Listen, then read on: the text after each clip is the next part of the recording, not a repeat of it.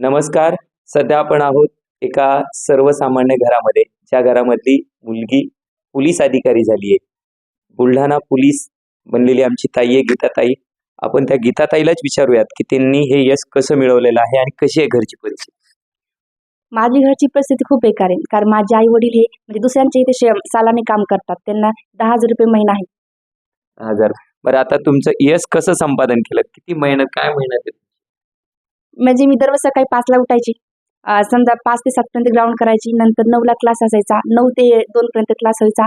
नंतर म्हणजे 2ला जेवण व्हायचं आमचं, 3ला रेस्ट टाइम आणि परत 4 ते 7 पर्यंत आमचा क्लास व्हायचा. म्हणजे खूप मेहनतीनं बनलं. तितकं सोपं नाहीये. मी आज या गावामध्ये आलो होतो. गावातल्या प्रत्येक व्यक्तीने या ठिकाणी कौतुक करण्याचं काम केलेलं आहे. तर ममता दीदी, तुझ्या एकदा म्हणजे तुझ्या खास म्हणजे कौतुक करण्या मागचं कारण हे आहे. हे 2 आई वडील आहेत, तर त्यांना किती मुली आहेत आणि कसं आहे ते एकदा सांग. त्यांना 8 मुली आहेत. त्यापैकी 6 जणींचे लग्न झाले आणि मी 7 नंबरची आणि माझी छोटी बहीण 8 नंबरची आहे. मग आता त्या दोघी जणी आहेत, तर त्या कोणत्या वर्गात आहेत आणि त्यांच्याबद्दल तुमचं काय मत आहे? आता मी समजा आता मी बुलढाणा पोलीस झाले. माझी छोटी बहिणी ITI करते.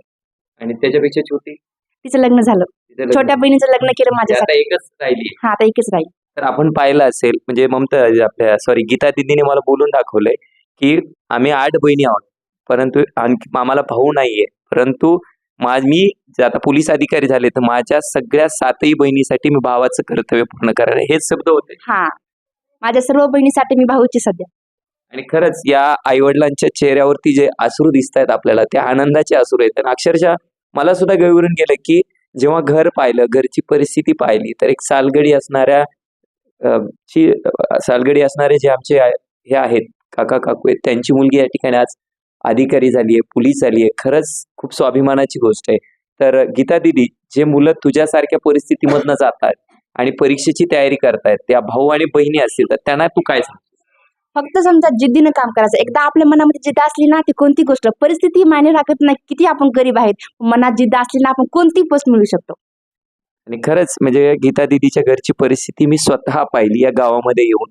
तर आपल्याला सुद्धा विनंती आहे, जर आपल्याला असं वाटत असेल मी परिस्थितीने गरीब आहे आणि त्याच्यामुळे या ठिकाणी मी अधिकारी होऊ शकत नाही किंवा मी या स्पर्धांमध्ये टिकू शकत नाही, तर असं काही नाहीये. परंतु तुला खास मार्गदर्शन कोणाचं आहे? माझ्या मामाचं. मामाने मला खूप सपोर्ट केला. कारण परिस्थिती नसताना मामाने मला म्हणजे मामा एका फोन मध्ये म्हणले, गीता तू गटकळ अकॅडमी मध्ये जा. गटकळ सरांचा काय रोल आहे एकंदरीत याच्यात? गटकळ सरांनी एवढं सपोर्ट केलं की म्हणजे अशी मोठी पप्पा म्हणून कोणत्याच गोष्टीची मला कधी कमी पडू दिली नाही. प्रत्येक गोष्टीने मला साथ दिली. अगदी बरोबर. म्हणजे गटकळ सरांचे एक वडिलासारखी जबाबदारी तिथं असताना या ठिकाणी पार पाडली. खरंच या दोन्ही आमच्या काका काकूंचं मी मनापासून धन्यवाद व्यक्त करतो की त्यांनी म्हणजे 8 मुली असताना एका मुलीला अधिकारी बनवण्याचं स्वप्न या ठिकाणी पूर्ण केलं. आणि हे खरंच गीता दीदीचं मी मनापासून कौतुक करतो आणि या पूर्ण कुटुंबाचं या ठिकाणी मनापासून कौतुक करतो. आणि हे जे गाव आहे नानसी ना, त्या गावातील प्रत्येक व्यक्तीच्या या ठिकाणी मी मनापासून धन्यवाद व्यक्त करतो, कारण त्या प्रत्येकानं गीता दीदीचं स्वागत करण्याचं काम केलं. जर पाहिलं असेल तर ढीगभर हार लागले, म्हणजे हार तिथं पडू नयेत, म्हणजे तिथं हार म्हणजे काढला तर परत परत येत आहेत. म्हणजे खरंच प्रत्येकानं जे प्रेम दिलंय, प्रत्येक जण पेढे घेऊन आलाय, प्रत्येक जण हार घेऊन आलाय, प्रत्येक जण गुच्छ घेऊन आलाय.